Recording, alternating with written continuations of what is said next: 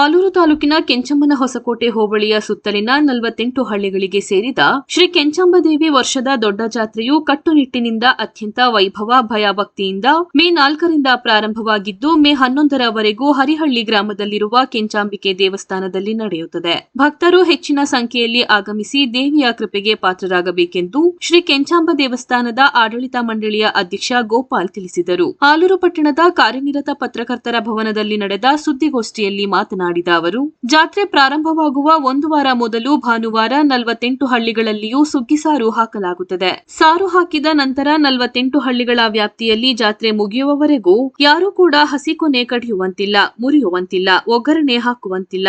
ಸಾರು ಹಾಕುವ ಸಂದರ್ಭದಲ್ಲಿ ಗ್ರಾಮದ ಮಹಿಳೆಯರು ಹೊರ ಊರಿನಲ್ಲಿದ್ದಾಗ ಆಕಸ್ಮಿಕವಾಗಿ ಋತುಚಕ್ರಕ್ಕೆ ಒಳಗಾದರೆ ಊರಿನೊಳಗೆ ಪ್ರವೇಶಿಸುವಂತಿಲ್ಲ. ಸೂತಕಕ್ಕೆ ಸಿಕ್ಕಿದವರು ಹೊರ ಊರಿಗೆ ತೆರಳುತ್ತಾರೆ. ಈ ಕಟ್ಟುಪಾಡು ಪುರಾತನ ಕಾಲದಿಂದ ಇಂದಿಗೂ ನಡೆದುಕೊಂಡು ಬರುತ್ತಿದೆ. ದೇವಿಗೆ ಪ್ರಾಣಿ ಬಲಿ ಇಲ್ಲ, ಕೆಂಪು ಅನ್ನ ಬಲಿ ಅರ್ಪಿಸಲಾಗುತ್ತದೆ. ಕೆಂಚಮ್ಮನ ಹೊಸಕೋಟೆ ಹೋಬಳಿ ಹರಿಹಳ್ಳಿ ಗ್ರಾಮದ ಶ್ರೀ ಕೆಂಚಾಂಬಿಕೆ ದೇವಿ ದೊಡ್ಡ ಜಾತ್ರೆಗೆ ಮೇ 4ರ ಭಾನುವಾರ ಅಧಿಕೃತ ಚಾಲನೆ ದೊರೆಯಿತು. ಮೇ 7ರ ಬುಧವಾರ ಶ್ರೀ ಕೆಂಚಾಂಬಿಕೆ ಜಾತ್ರಾ ಮಹೋತ್ಸವದ ಅಂಗವಾಗಿ ಉಯ್ಯಾಲೆ ಸೇವೆ ಅರ್ಥಪೂರ್ಣವಾಗಿ ನೆರವೇರಿತು. ಮೇ 10ರ ಶನಿವಾರ ರಾತ್ರಿ ಹರಿಹಳ್ಳಿ ಗ್ರಾಮದ ಮೂಲ ದೇವಸ್ಥಾನದಲ್ಲಿ ಸಪ್ತಮಾತೃಕೆಯರ ಮುಖವಾಡವನ್ನಿಟ್ಟು ರಾತ್ರಿ 8:10ರವರೆಗೆ ಅಲಂಕಾರ ಮಾಡಿ ಸುಗ್ಗಿ ನಡೆಯುತ್ತದೆ. ಮೇ 11ರ ಭಾನುವಾರದಂದು ಬೆಳಿಗ್ಗೆ ಮೂಲ ದೇವಸ್ಥಾನದಿಂದ ಹೊರಡುವ ದೇವಿಯ ಒಡವೆ, ಮುಖ, ಪಾದುಕೆ, ಬೆಳ್ಳಿ ಹೆಡಿಗೆ, ಪುಷ್ಪ, ಉತ್ಸವ ಮೂರ್ತಿಗಳ ಮೆರವಣಿಗೆ ದೇವಾಲಯಕ್ಕೆ ತಲುಪಿ ಅಲಂಕಾರ, ಅಭಿಷೇಕ, ಪೂಜೆ, ಬಲಿಪ್ರದಾನದ ನಂತರ ಮಹಾಮಂಗಳಾರತಿ ಸಂಪನ್ನವಾಗುತ್ತದೆ. ಮಧ್ಯಾಹ್ನ 2 ಗಂಟೆಗೆ ಬನ್ನಿ ಮಂಟಪದಲ್ಲಿ ಶ್ರೀದೇವಿ ಹಾಗೂ ವೀರಭದ್ರ ದೇವರ ಸಮಾಗಮ ಆಗಲಿದೆ. ರಾತ್ರಿ 10:30ರ ನಂತರ ಪಾದ ನಮಸ್ಕಾರ ನೆರವೇರಿಸಿದ ನಂತರ ಮಂಗಳಾರತಿ ಅಲಂಕಾರ ವಿಸರ್ಜನೆಗೊಂಡು ಮೂಲ ದೇವಸ್ಥಾನಕ್ಕೆ ಶ್ರೀದೇವಿಯ ಮೆರವಣಿಗೆ ಸೇರಿದ ಬಳಿಕ ಜಾತ್ರಾ ಮಹೋತ್ಸವಕ್ಕೆ ತೆರೆ ಬೀಳಲಿದೆ. ಜಾತ್ರೆ ಮುಗಿದ ನಂತರ ಮರುದಿನ ಅಂದರೆ ಮೇ 12ರ ಸೋಮವಾರದಿಂದ ಮೇ 17ರವರೆಗೂ ದೇವಸ್ಥಾನದ ಬಾಗಿಲನ್ನು ಮುಚ್ಚಲಾಗುತ್ತದೆ. ಆಮೇಲೆ ದೇವಸ್ಥಾನದ ಬಳಿ ಯಾರೂ ಸುಳಿಯುವಂತಿಲ್ಲ. ನಂತರ ಮೇ 18ರ ಭಾನುವಾರ ಬಾಗಿಲು ತೆಗೆಯುವ ಜಾತ್ರೆ ನಡೆದು ದೇವಿಗೆ ವಿಶೇಷ ಪೂಜೆ ಕೈಂಕರ್ಯಗಳು ನಡೆಯುತ್ತವೆ. ಭಕ್ತರು ಹೆಚ್ಚಿನ ಸಂಖ್ಯೆಯಲ್ಲಿ ಆಗಮಿಸಿ ತನುಮನಧನ ಸಹಾಯದೊಂದಿಗೆ ಸಹಕರಿಸಿ ದೇವಿಯ ಕೃಪೆಗೆ ಪಾತ್ರರಾಗಬೇಕೆಂದು ತಿಳಿಸಿದರು. ಸುದ್ದಿಗೋಷ್ಠಿಯಲ್ಲಿ ದೇವಸ್ಥಾನ ವ್ಯವಸ್ಥಾಪನಾ ಸಮಿತಿಯ ನಿರ್ದೇಶಕರಾದ ನಾರಾಯಣ ಶರ್ಮಾ, ಸಿದ್ದಬಸವೇಗೌಡ, ಸಂದೀಪ್ ಮಾದಗೋಡು ಸೇರಿದಂತೆ ಮುಂತಾದವರು ಹಾಜರಿದ್ದರು. ಸಿಗುತ್ತೆ ಅದನ್ನೆಲ್ಲರೂ ಆ ದೇವಿಯ ಒಂದು ಕೃಪೆಗೆ ಪಾತ್ರರಾಗುವಂತಹ ಅವಕಾಶ ಇರುತ್ತೆ. ಹಾಗೆ ಕೊಳದಲ್ಲಿ ಸ್ನಾನ ಮಾಡಿ ಬಂದು ಹರಕೆಯನ್ನು ತೀರಿಸಿಕೊಳ್ಳುವಂತಹ ವ್ಯವಸ್ಥೆ ಇರುತ್ತೆ. ಅನೇಕರು ಹರಕೆ ಮಾಡ್ಕೊಂಡಿರ್ತಾರೆ, ಅವರಿಗೂ ಕೂಡ ಸ್ನಾನ ಮಾಡಿ ಬಂದು ಹರಕೆ ತೀರಿಸಿಕೊಳ್ಳೋದಕ್ಕೆ ವ್ಯವಸ್ಥೆಯನ್ನು ಮಾಡಿಕೊಡಲಾಗಿದೆ. ಹಾಗೆ ಈ ಪೂಜಾ ಸಮಯ 1:30ರಿಂದ ನಮಗೆ ಹಿಂದಿನ 10ನೇ ದಿನ ಮೂಲ ಸ್ಥಾನದಲ್ಲಿ ಇರುವಂಥ ಪೂಜೆ 8 ಗಂಟೆಗೆ ಶುರು ಆಗುತ್ತೆ. ಸುಮಾರು 10ರಿಂದ 11 ಗಂಟೆವರೆಗೂ ದೇವಿಯ ದರ್ಶನದ ವ್ಯವಸ್ಥೆ ಇರುತ್ತೆ. 8:30ಗೆ ಮಂಗಳಾರತಿ ಆಗುತ್ತೆ. 11 ಗಂಟೆವರೆಗೆ ರಾತ್ರಿ ಪೂಜೆಯ 10ನೇ ತಾರೀಕು ರಾತ್ರಿ ಪೂಜೆಯ ದರ್ಶನದ ವ್ಯವಸ್ಥೆ ಇರುತ್ತೆ. ಮತ್ತು ಅಲ್ಲಿ ಪ್ರಸಾದದ ವ್ಯವಸ್ಥೆಯು ಕೂಡ ಎಲ್ಲರಿಗೂ ಇರುತ್ತೆ. ಹಾಗೆ 7 ಸಪ್ತಮಾತೃಕೆ ಅಲಂಕಾರ ಆಗಿ 7 ಮುಖ ದರ್ಶನ ಕೂಡ ಅವತ್ತು ಎಲ್ಲರೂ ತಾಯಿಯ ದರ್ಶನ ಪಡಿಬೋದು. ಹಾಗೆ ಇದು ಹಾಸನಾಂಬ ದೇವಿಯ ಅಕ್ಕನಾಗಿ ಈ ಕೆಂಚಾಂಬ ದೇವಿಯವರು ಇದ್ದಾರೆ.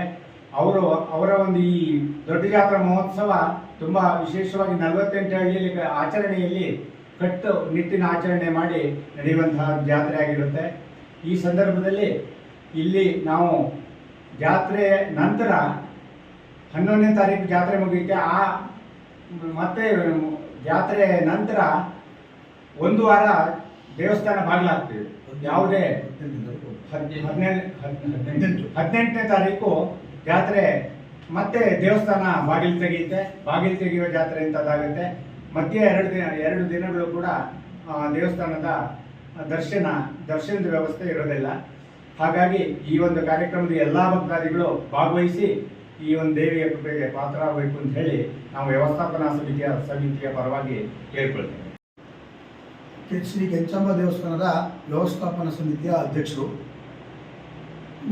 ನಮ್ಮ ಶ್ರೀ ಕೆಂಚಾಂಬ ದೇವಿಯ ದೊಡ್ಡ ಜಾತ್ರಾ ಮಹೋತ್ಸವ ಇದೇ 10-11ರಂದು ನಡೆಯಲಿದೆ. ಹಾಗೆ 48 ಹಳ್ಳಿಯಲ್ಲೂ ಸಮೇತ 48 ಹಳ್ಳಿ 23 ಸುಗ್ಗಿಕಟ್ಟೆ ಈ ವ್ಯಾಪ್ತಿನಲ್ಲಿ ಈ ದೊಡ್ಡ ಜಾತ್ರಾ ಮಹೋತ್ಸವ ನಡೀತದೆ. ಪ್ರತಿ ಸುಗ್ಗಿಕಟ್ಟಿನಲ್ಲೂ 4ನೇ ತಾರೀಕಿಂದಲೇ ಸುಗ್ಗಿಗಳು ನಡೀತಾ ಇದೆ. ಹಾಗೂ ಮೊನ್ನೆ ಬುಧವಾರ 7ನೇ ತಾರೀಕು ಪಾದ ತೂಗುವ ಜಾತ್ರೆ ಅಂತ ಆಗಿದೆ. ಮತ್ತು ಶನಿವಾರ ಉದ್ವಾರ್ಚನೆ ಅಂತ ಹರಿಹಳ್ಳಿ ಮೂಲ ದೇವಸ್ಥಾನದಲ್ಲಿ ದೇವಿಯ ಸಪ್ತಮಾತೃಕೆಯರ ಅಲಂಕಾರ ಹಾಗೂ ಸುಗ್ಗಿ, ಅದೇ ಥರ ಸುಗ್ಗಿ 23 ಸುಗ್ಗಿ ಕಟ್ಟೆನಲ್ಲೂ ರಾತ್ರಿ ಎಲ್ಲ ಸುಗ್ಗಿ ಇರ್ತದೆ. ಕೆಲವು ಹಳ್ಳಿನಲ್ಲಿ ಶನಿವಾರನೇ ಸುಗ್ಗಿ ಲಾಸ್ಟ್ ಆಗ್ತದೆ, ಕೆಲವು ಹಳ್ಳಿನಲ್ಲಿ ಸೋಮವಾರ ಮಧ್ಯಾಹ್ನ ನಂತರ ಸುಗ್ಗಿ ಲಾಸ್ಟ್ ಆಗ್ತದೆ.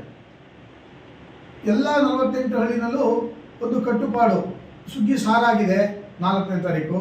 ಅದೇ ಥರ ಯಾವ ಹಳ್ಳಿನಲ್ಲೂ ಸಮೇತ ಹಸಿರು ಕೊನೆ ಮುರಿಯೋಂಗಿಲ್ಲ, ಒಣ ಕೊನೆ ಕಡಿಯೋಂಗಿಲ್ಲ, ಒಲೆ ಮೇಲೆ ಹಂಚು ಇಡೋಂಗಿಲ್ಲ, ಹೊರಗೆ ಒಳಗಿದ್ದವರೊಳಗೆ ಈ ಪದ್ಧತಿ ರೂಢಿಯಲ್ಲಿದೆ ಇವಾಗ.